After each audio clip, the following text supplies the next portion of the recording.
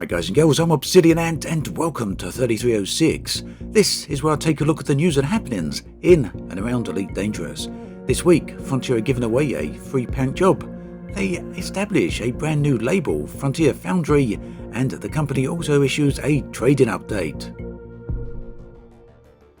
It's been a busy few weeks for Frontier. Many of you will no doubt have noticed the announcement of the company's new publishing label, Frontier Foundry. This will be the banner under which they publish third-party titles. Two of these are already announced, with the first being Struggling, that's now available on Steam. In news that's actually related to Elite, however, Frontier also released a new RNS market report to the London Stock Exchange.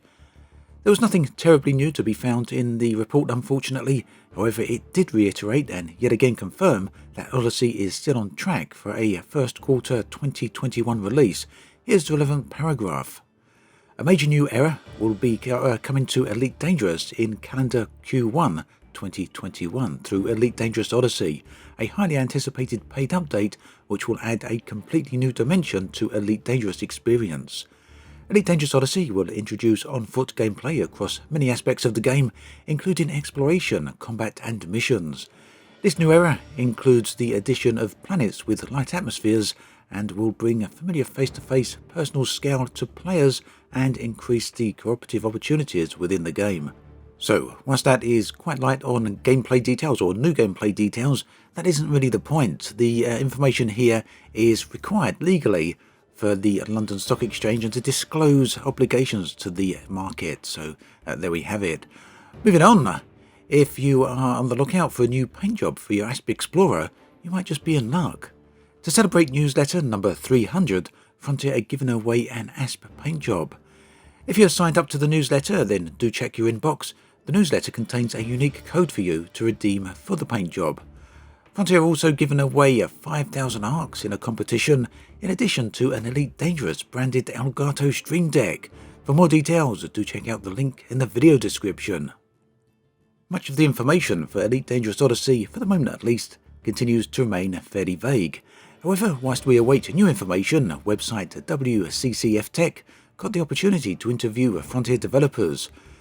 The full interview is worth a read, but here's a paragraph that I really wanted to highlight. It's from developer Luke Betterton.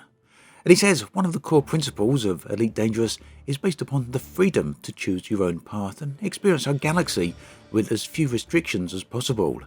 In this spirit, the new players will be able to choose to take their first steps on the ground or start their career as a pilot of a starship. And that's really interesting because it appears that starting out on foot rather than in a ship will be an option with the expansion. Personally, I'm curious to see how far that will go. Will players be able to play prolonged stretches of the game without even boarding a ship? Indeed, will it be possible to earn enough money whilst on foot to purchase a ship? Plenty of questions then, and I'm certainly interested in finding out where all of this goes. Whether you are new or old to Elite Dangerous, the chances are that at least at one point you have wondered about some of the graphic settings for the game.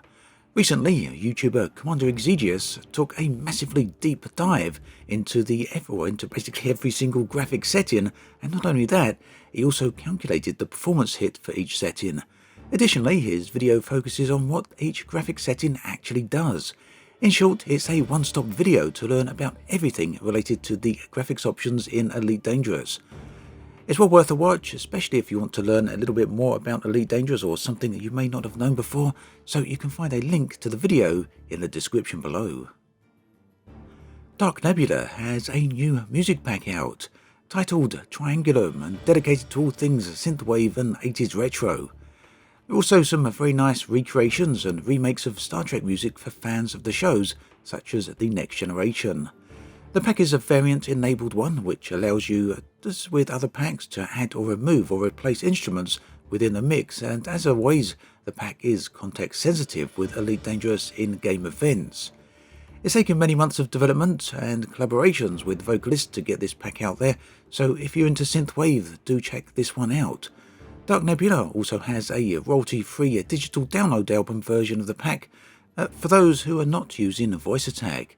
There's also a minor update to VMX2 version 2.2.6 providing some feature updates and bug fixes.